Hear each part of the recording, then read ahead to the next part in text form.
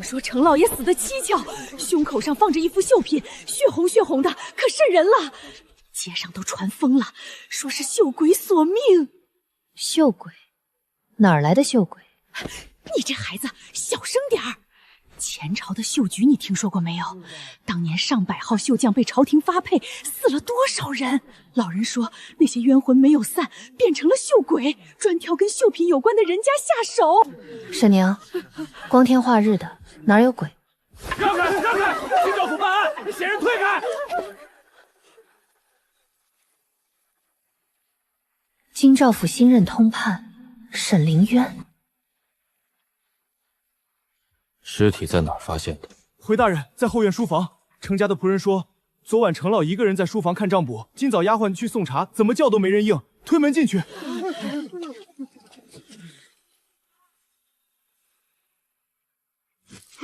天房肯定是做了不亏心事，绣鬼娘娘找上门了。那是平金绣。你说什么？那幅绣品用的是平金绣针法。针脚3长2短，走线往左偏，是左撇子绣的。你这小娘子怎么知道的？莫不是跟那绣鬼？这位婶子慎言，我是云绣坊的绣娘，看针法是我的本分。哼，你算……哎呦！你刚才说什么？秀月，快给沈大人行礼。民女说，那幅绣品用的是平金绣针法。针脚3长2短，走线偏左，是左痞子绣的。你是绣娘？云绣府房主顾秀渊。顾房主，你说那幅绣品是左痞子绣的，有几分把握？10分。那幅绣服品单独封存，不要和其他物证混在一起。你这孩子，在关老爷面前瞎说什么？万一凶手听到了，找上门来怎么办？沈娘，我只是说了一句实话。那确实是左撇子绣的。唉，实话也不能乱说，你还嫌咱家的麻烦不够多？你爹娘都走了，云绣坊就剩咱们几个老弱妇弱，多一事不如少一事，懂不懂？验完了。验完了。程万才没有外伤，小崽觉得是中毒。什么毒？这个看不出来，得送到府城去验。不过有一点奇怪，他走的时候面皮子松得很，不像中毒死的人那样扭曲，就像是睡着了一样。老陆，你见过这样的案子没有？没见过，尸体旁边放绣品的头一回。城里的老百姓都传疯了，说是绣鬼娘娘索命，还有说是前朝的绣娘冤魂回来报仇的。荒唐！世上哪来的鬼怪？只有人装神弄鬼。手底下的人查过了没有？那些绣坊查了，城里大小绣坊27家都没有死者的亲戚朋友。至于那幅绣品的来历，没一家能说得出来。有几个老绣娘说不清是哪一派的路数。平金绣，针脚3长2短，是左撇子绣的。云绣坊，我去一趟。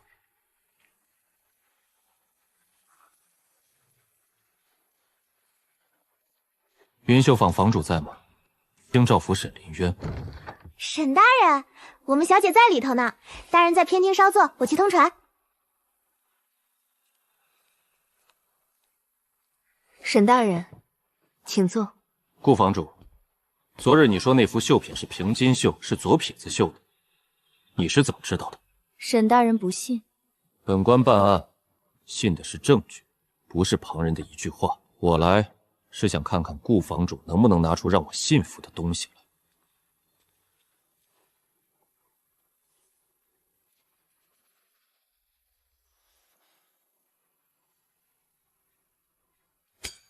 沈大人请看，这就是平金绣。平金绣的针法讲究平齐细密，每根丝线紧挨着另一根，不能有间隙。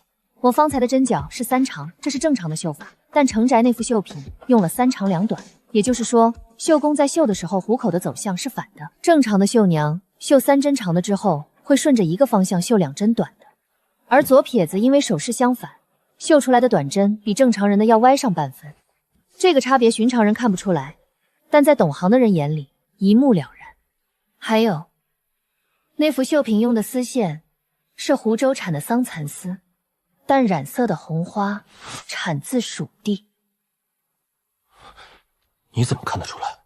湖州的丝线比本地的要细上半分，韧度更好，绣出来的成品摸起来更滑手。蜀地红花染出来的颜色，大人请看，这些是本地红花染的，而这一卷，这就是蜀地红花染的线。如今市面的1两银子只能买到1圈。陆老天说陈万才是中毒而死，而蜀地红花既是染料，也是一种药材，用的多了，据说能让人四肢麻痹。这2种线，云间城有多少家绣坊用得起？不超过3家。顾房主，京兆府正在查这起案子，本官想请你协助，以你的眼力帮我们辨认绣品针法和丝线来历，这是官府正式的请求，你可愿意？沈大人，我只是个绣娘，我只想绣好手中的画，不想招惹是非。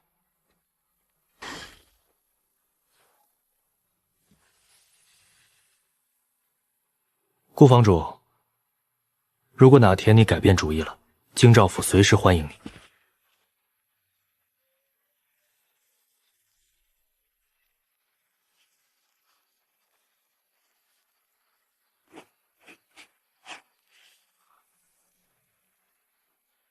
平津打子混绣，前朝宫廷绣师不传之秘。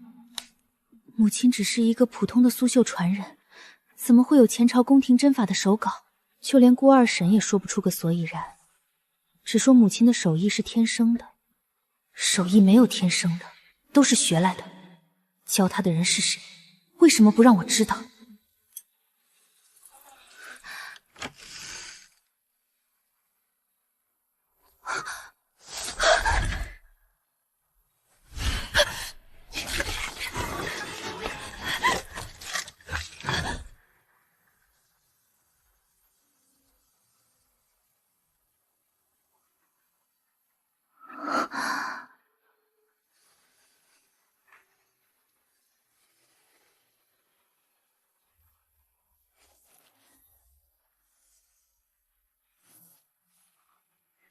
顾房主，这么早？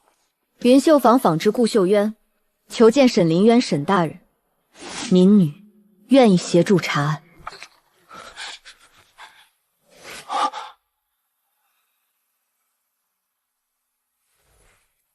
顾房主，请进。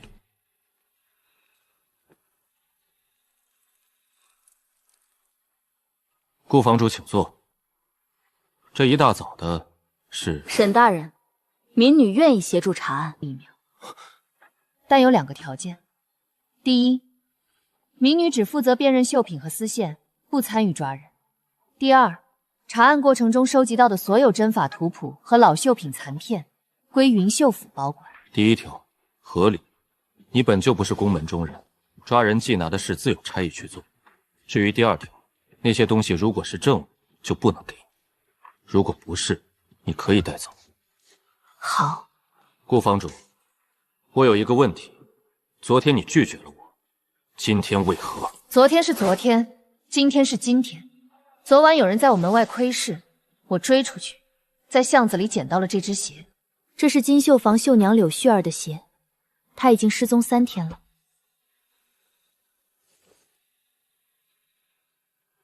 你怎么确定是柳絮儿的？并碧莲是她最拿手的花样，而且这种粉色的鞋面，全城只有金绣坊的绣娘会穿。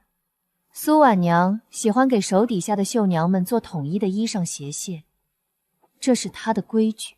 这是临时结伴的腰牌，带上它，你进出府衙没人拦，出了事，凭着牌子，京兆府会替你出头。走吧，陆武坐在练房等着。那副血碟从头到尾，我要你再仔细看一遍。沈大人，这位是云绣铺的顾房主，帮我们看绣品的。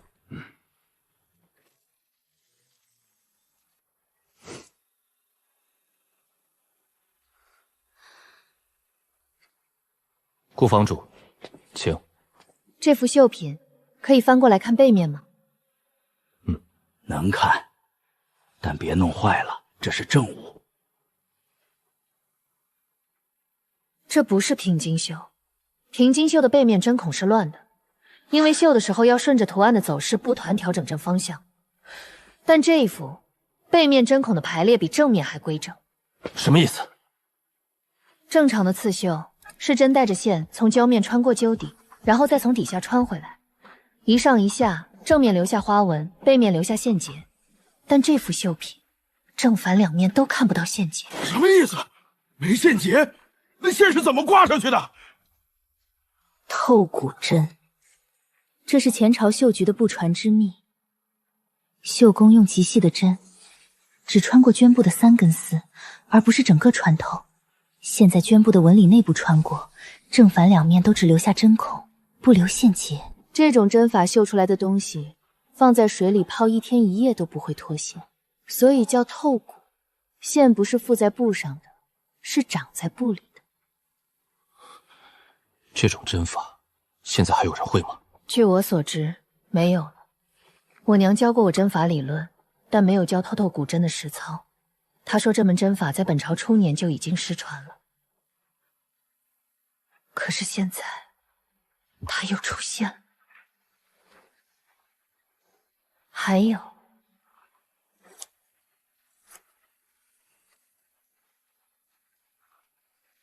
沈大人请看，这是金丝混宝，把金箔锤成薄片，裁成极细的丝，然后和蚕丝搅在一起纺成线。这种工艺成本极高，普通绣坊根本用不起。谁家用得起？官营织造坊。顾房主，你知道你方才说了什么吗？知道。明义方才说的话，意味着凶手不仅是懂刺绣的人，而且极有可能与官营织造坊有关。而官营织造坊归织造署管辖，织造署的管事太监是宫里派下来的人。我说的话，每一个字都可以在公堂上再说一遍。顾房主，你方才说的透骨针和金丝混纺，我需要去查证。织造署那边我会递公文调阅贡品丝线的出库记录，但在这之前还有一条线要先查。程万才的生意对手。正是，程万才是云汉城最大的绸缎商，他的货供应全城的绣坊，他死了，谁的生意最受益，谁的嫌疑就最大。那沈大人应该去金绣坊。为何？第一，程万才死了，金绣坊和云绣坊都能趁机压价收购他的库存，两家都受益。第二，金绣坊主苏婉娘是左撇子。第三，柳絮儿是金绣坊的人。走，去金绣坊。快慢放！二位大人是？京兆府通判沈林渊，查案。哟，这不是顾房主吗？今儿什么风把你吹来了？是来串门学手艺，还是来买丝线？苏房主，京兆府正在调查程万才一案，据查，程万才生前与金绣铺有生意往来。本官有几个问题，请苏房主配合。配合，当然配合。沈大人里面坐。沈大人问吧。程万才死前，苏房主可曾见过他？3月初8那日，他来我这儿送一批蜀地丝线，我挑了10斤，付了银子，他就走了。蜀地丝线，苏姐姐用的是蜀地红花染的线。是。怎么？能不能让民警看看那批线？查案需要比对，请苏姐姐行个方便。苏房主，这种蜀地红花染的线，程万才是只供给你一家，还是也供别家？你这话是什么意思？程万才的死不会跟我的线扯上关系吧？沈大人，这线是我花银子买的，清清白白。苏房主别急，本官只是例行询问，你只管答话就是。这种线，程万才说是从蜀地直接收上来的，量不大，他那儿拢共就2捆，一捆卖给了我，另一捆好像是给了织造坊的赵崇安。还有一个人，想问问苏房主，你房里的绣娘柳絮儿失踪之前，可有过什么异常？絮儿那丫头，是我的错。他是3个月前才来我房里的，手艺很好，就是人太单纯。上个月他跟我说有个货郎天天在坊门口等他，说要娶她，带她去省城过好日子。我劝过他，说那种人不靠谱，他不听。他失踪前1天跟人出去了，第2天没来上工，我让人去找，找遍了云管城都没找到。我以为他真的跟那个货郎跑了。沈大人，旭儿是不是？多谢苏房主配合，若有需要，本官会再来。顾房主，苏婉娘方才那句话，她说的那批蜀地丝线2筐，一筐给了她，一筐给了织造坊的赵崇安。是。而血碟上用的线，就是这种线。是。但程万才是供应商，他自己怎么会不被自己卖的线害死？那就说明沈大人，那幅血碟上用的线，不是程万才自己卖出去的那2捆，而是另一批没有在市面上流通过的线，比如贡品。去将织造坊主赵崇安带过来。回禀大人，织造坊主赵崇安不在城里，3天前就带着几个亲戚去了城外的桑园，说是要亲自验一批新收的蚕茧，什么时候回来不知道。这个节骨眼上出城，未免太巧了。大人，出事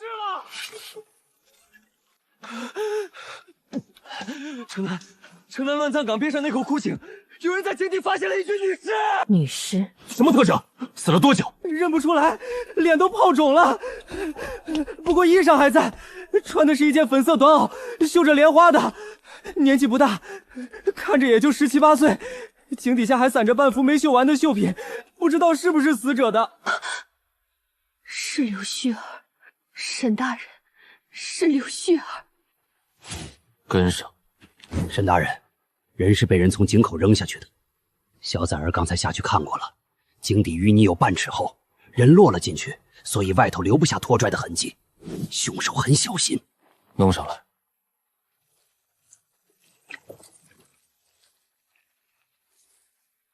下去把井底的东西都捞上来，一寸一寸的捞。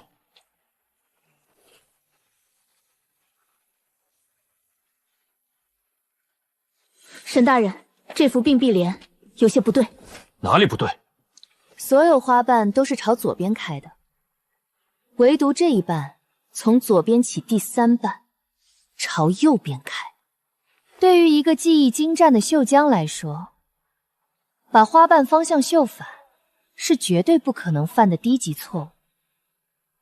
就像沈大人写判决书，不会把自己的名字写错，更何况他绣的是并碧莲，你懂吗？并碧莲有并碧莲的绣法，我学3年才学会。因为花瓣是2朵花交叠在一起的，每一瓣该朝哪个方向开是固定的。柳絮儿是故意把这一瓣绣反的，她在用这种方式给后来的人留下信息。北方是什么地方？城西，出城5里地有一片废置的老桑园，10年前就荒了，没有人去。再往里走，有座废弃的绣坊，前朝留下来的，说是有宿案纠纷，一直没人敢动它的地基。那里的房子有好几处，很大，藏得吓人。调2队人，立刻去城西桑园搜。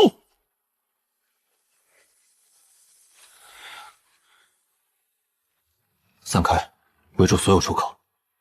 没有我的命令，不许出声，不许点火。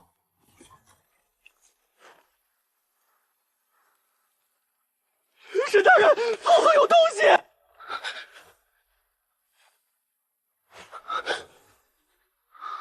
这是柳絮儿的衣裳，袖口的记号是金绣坊的习惯，每个绣娘都会在衣裳内侧绣上自己的姓氏，方便还洗的时候辨认。收绣娘3个，手艺上等，120两。急需会双面绣的绣娘，不限年纪，价钱好商量。已送走绣娘2人，交城西桑园冯麻子接货。下批要4人，模样端秀，手艺精湛者路线。沈大人，墙上这些丝线，每一束代表一个绣娘。红色的是年轻姑娘，绿色的是会双面绣的，蓝色是会某种特殊针法的，这是他们的标记方式。做标记的人懂刺绣，懂到什么程度呢？光看线上打的结，就知道这些线是按针法流派分类的。对方不是普通人，他是一个很懂刺绣的人。冯麻子，去查这个人，同时传我命令，封锁云不城4门，所有出城车辆逐一盘查，尤其是车里坐着女人的。17个，能绣17幅千里江山。沈大人，后院的草垛里逮住一个人！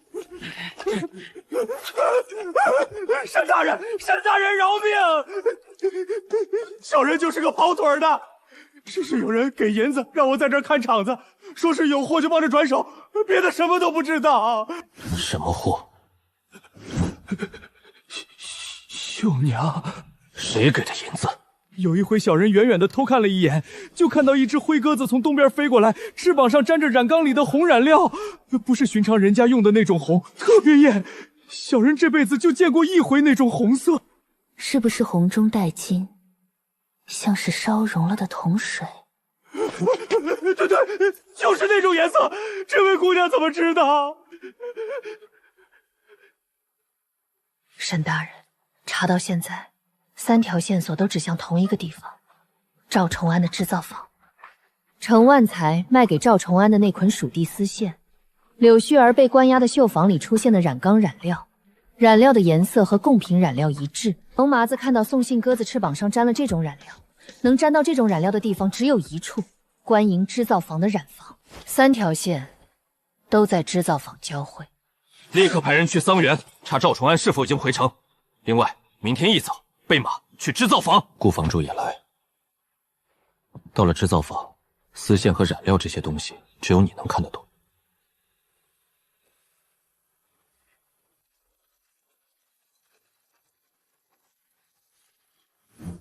紧张？没有，只是在想事情。想什么？讲柳絮儿，她会绣并臂莲，说明她至少学了5年，练5年才能绣得好的制法。她用最后一口气把它绣反了，给害她的人留了一条线索。她才18岁。到了织造坊，不管查到什么，都不要轻举妄动。赵崇安是官面上的人，有一套官面上的规矩要跟他讲，你就站在我身后，需要你认丝线的时候再开口。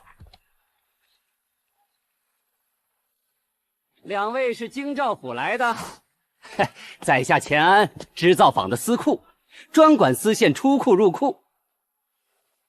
赵坊主这几日不在，桑园那边今年的蚕茧产量不好，坊主亲自去盯着了。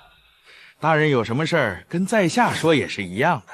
本官正在调查程万才的命案，需要调阅近半年来所有蜀地丝线的出库记录。蜀地丝线，那是贡品的原料，出库记录是报给织造厂的，按规矩，地方官府要看，得有织造厂的批文。批文已经在地了，本官今天来是先行查看。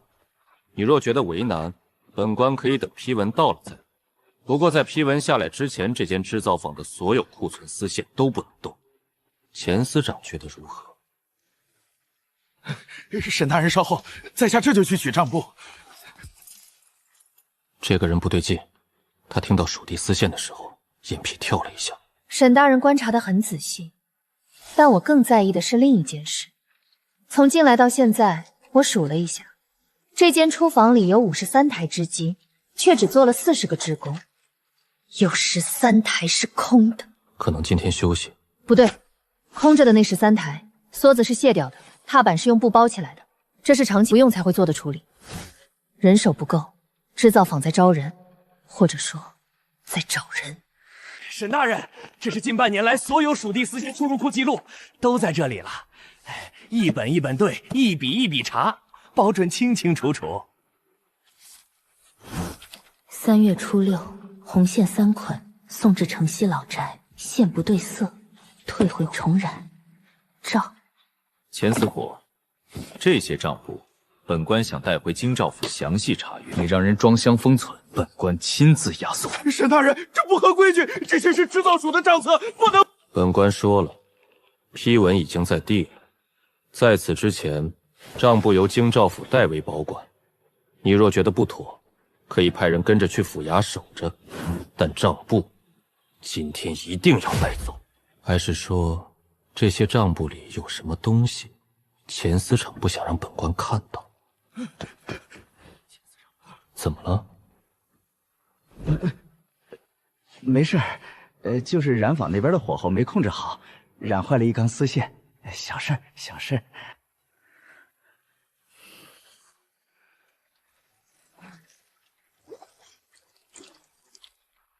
左撇子！沈大人，制造坊染坊里有一个左撇子的老工匠。确定？他蹲着搅颜料的时候，左手握勺，虎口朝外；普通人右手握勺，虎口朝内。这个姿势改不了，就像我用右手穿针，换了左手就捏不住针鼻子。记下来，回去之后调一份制造坊所有工匠的名册，每个人的姓名、年纪、籍贯、入坊年份、手艺门类，一个不落。顾坊主，今天辛苦你了。账簿的事我会连夜核对，制造坊那个左撇子我也会派人去盯，有什么进展我让人来通知你。沈大人，明天我去拜访一个人，城里年龄最大的绣娘，住在城隍庙后头的王婆婆，她知道的事情比我多。谁？王婆婆，我是云绣坊的绣鸢，顾家的。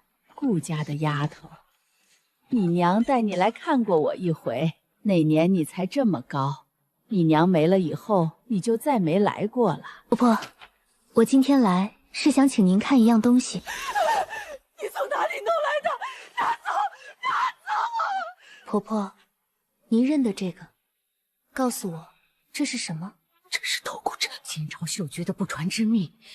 当年绣局最顶尖的绣师才会的针法，一代只传3个人，多一个都不传。你娘小时候见过一回，回来说给我听，我说你做梦呢。后来就再也没见过了。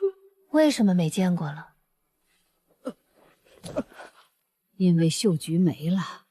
60多年前，新朝出力，前朝的绣鱼被朝廷裁撤了，上头说绣鱼的私藏禁书，把绣鱼上上下下几百号人全抓了。绣师们被发配的发配，充军的充军，那些不会武艺只会绣花的人，死的死，散的散，一个都没剩下。那本禁书叫《天宫绣谱》，据说里头收录了天下所有针法的精髓，谁拿到它，谁就能掌握前朝宫廷最高的织绣技艺。当年绣局被查的时候，那本书谱不见了，翻遍了绣局都没找到。丫头，听婆婆一句劝，别查了。那些会透骨针的人，那些知道天宫绣谱下落的人，当年一个都没活下来。这是孽债，冤魂在上头看着呢。婆婆，那些不是冤魂，是有人在用针法杀人。柳絮儿死了，程万才死了，下一个不知道会是谁。如果我不查，才是对不住那些死去的绣娘。你跟你娘一个样，认准了的事儿，8匹马都拉不回来。那婆婆再告诉你一件事，透骨针不光是针法，它还有一个别名叫透骨3针。3针一组的针孔，每一组之间有极细的走向差异，不同的人绣透骨针，针孔的走向是不同的。就像写字，同样的字，不同的人写出来笔锋不一样。你看这里，这一组针孔的第3针往右偏了半分。老婆子眼睛花了，看不准。你年轻，你自己回去对着光看，把每一组的第3针都找出来，连起来，就能画出绣工的手势走向。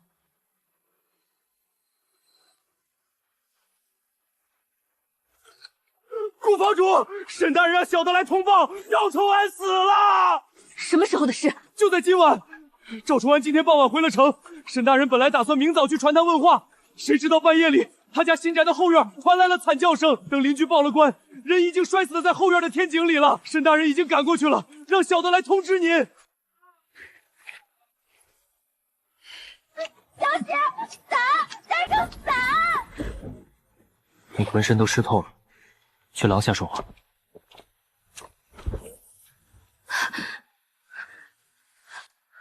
沈大人， 3幅绣品，程万才死的时候是血蝶系牡丹，柳絮儿死在枯井里，留下的是半幅并碧莲，赵崇安身下压着的是万幅朝宗。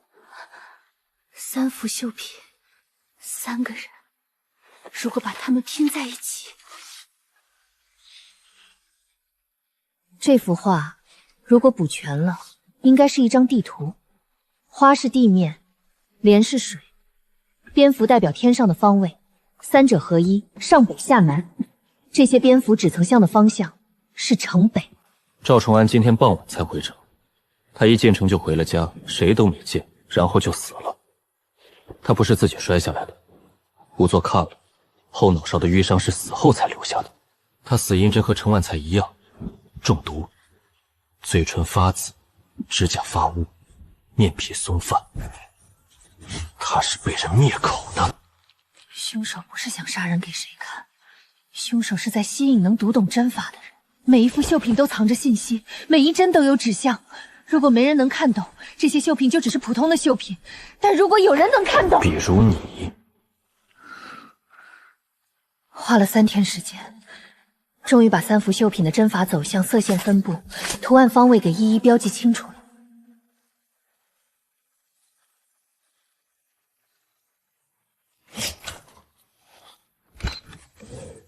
前朝绣局的档案。吾乃绣局莫弈，祖父沈鹤鸣，前朝绣局首席绣师，天宫绣谱传人。新朝初立，朝廷命献技艺，不献则死。祖父不堪驱使，被吾私藏禁书，斩于市曹。祖母携幼子发配边关，途中病故。先父隐姓埋名70载，临终属无勿忘家族之仇。但他们没想到，书谱一直都在绣馆里。祖父临行前一夜，将书谱拆成数份，藏在了贡品丝线的线轴里。他托人带话给家里人，丝线不断，绣谱不灭。程万才受蜀地丝线于外人，该死！柳絮儿技艺上佳，可为无用。鲁之、赵崇安贪墨贡品丝线，该死！沈大人，他的针法比云锦城任何一个绣娘都好。他本可以用这双手绣出传世之作，教出无数徒弟，让透骨针这门绝技流传下去。可他选了另一条路，他把针法用来杀人。他知道我是谁，他把柳絮儿的绣鞋丢在云绣铺门外，就是想看看这个云锦城里唯一能读懂针法的年轻绣师，值不值得他来找我。书心、档案、绣品残片，全部带回京兆府。顾坊主，现在的线索已经足够支撑通缉，我有责任告诉你，查到这一步，你已经不安全了。他已经找了我很久，就算我不查，他也会来找我。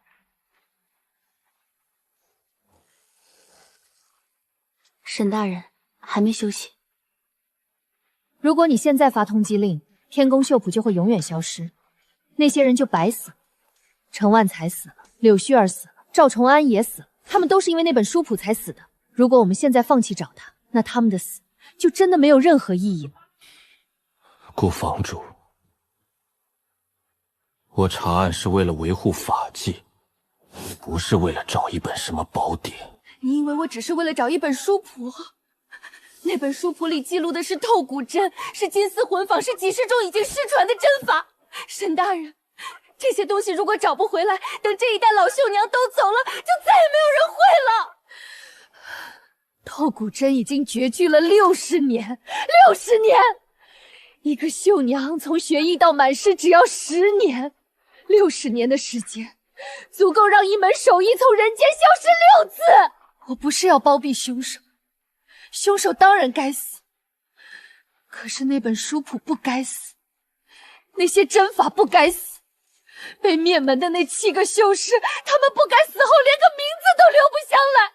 沈大人，我只是想让那些针法活过来，而不是跟着凶手一起埋进地里。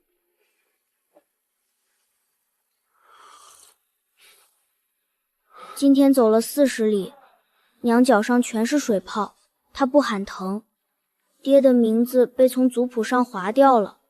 娘说以后不要跟人提爹的名字。我问他叫什么，娘哭了。那年冬天，娘用最后一点红丝线在袖口绣了一朵小梅花，让我记着自己是谁。后来娘也留在了那条路上，我把那朵梅花看了千遍万遍。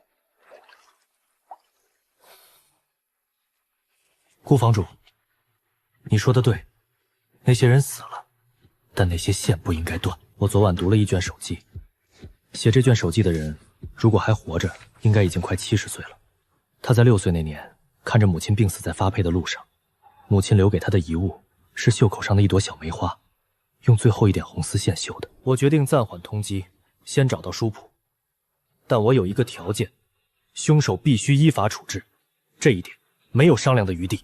我答应你，等找到书谱，我帮你找到他。还有，从现在开始，你不能一个人行动，出门必须有人陪着，晚上不许一个人待在绣房里。沈大人这是要派人看着我？是的，你是目前唯一能看懂针法的人。如果你出事，这案子就断了。保护证人是京兆府的职责。如果有人能找到那本绣谱，就好了。我记不得爹的样子了，但娘说爹的针法都在那本书里，找到了，也许就能知道爹是谁。大人，我们去一趟金绣坊吧，有件事需要苏姑娘帮忙。那本书谱既然被拆散藏在贡品丝线里，那么所有经手过贡品丝线的人都可能见过它的碎片。程万才卖过丝线，苏婉娘买了丝线，赵崇安管过丝线，而现在金绣坊的库房里还存着一捆没有用完的蜀地丝线，是程万才卖给苏婉娘的那一捆。这捆线买回来以后就没怎么动过，蜀地丝线太贵，普通的绣品用不起，一般只在做贡品的时候才会动。上次沈大人和顾房主来问过以后，我就没让人碰这筐东西了，省得到时候查出什么事儿来说不清楚。等等，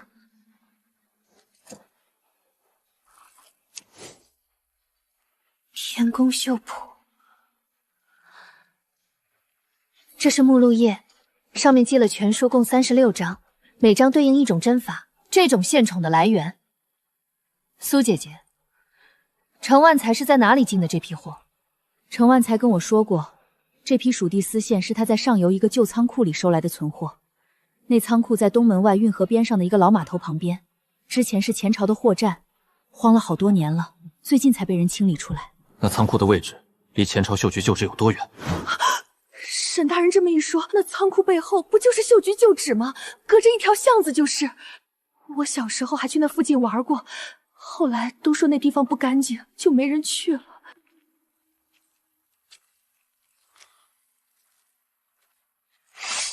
跟在我身后，别乱碰。你终于来了。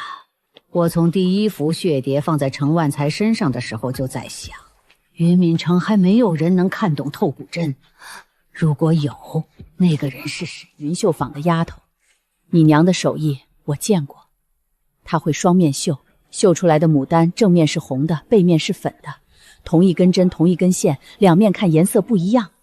云锦城里会这门手艺的就她一个，可惜她死得太早，要不然我也不用等这么多年。你就是绣鬼？那是外面的人给我起的名号。不过一个鬼总比一个人活得容易，鬼不用解释，人得解释。鬼做事不需要理由，人做事需要，而我有很多理由。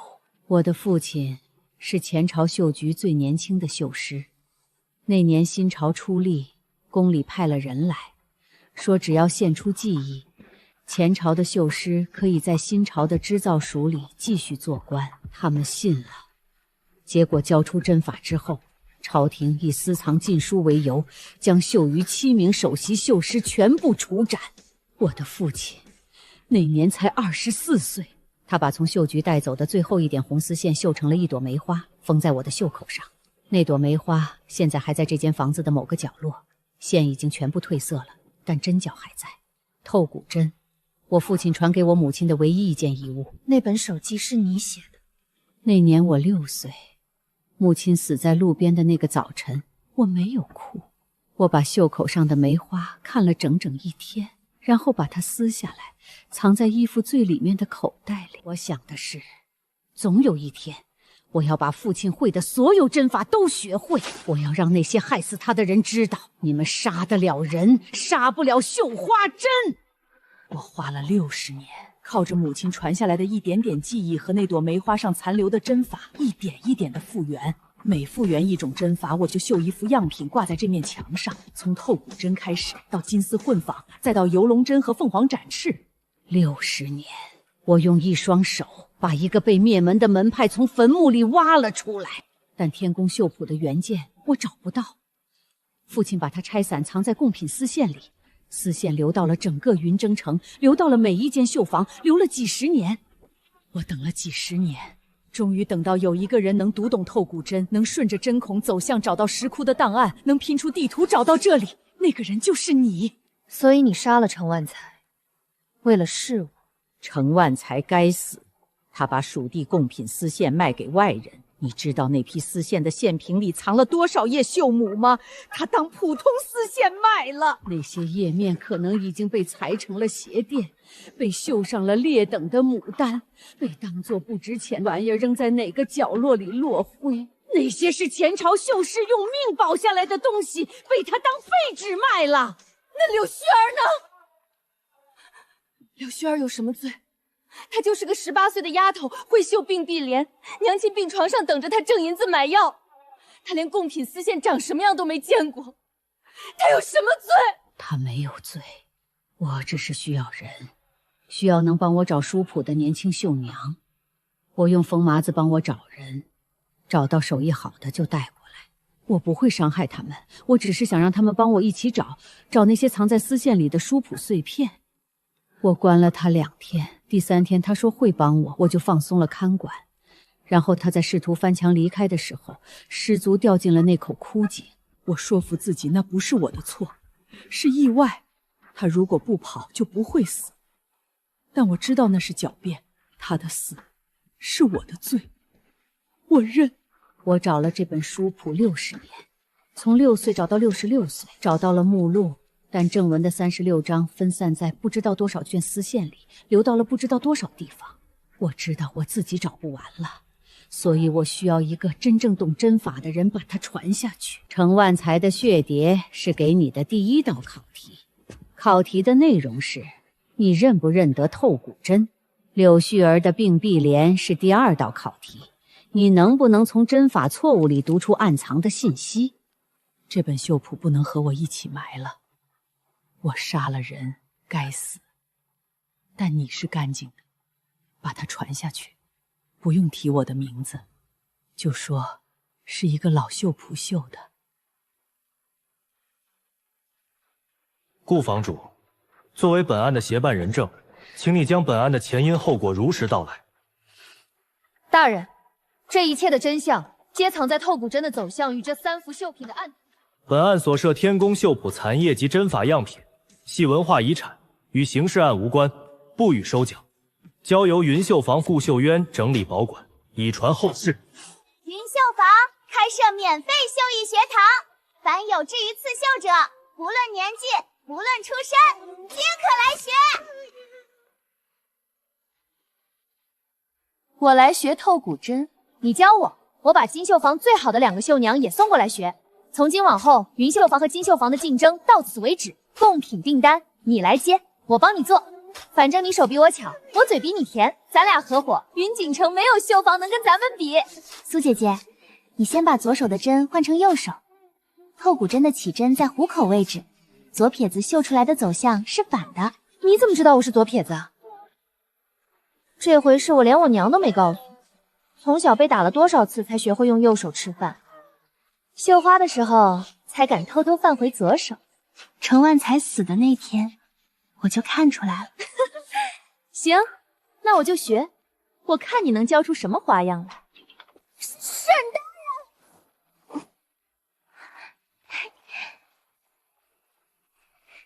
沈大人又来查案。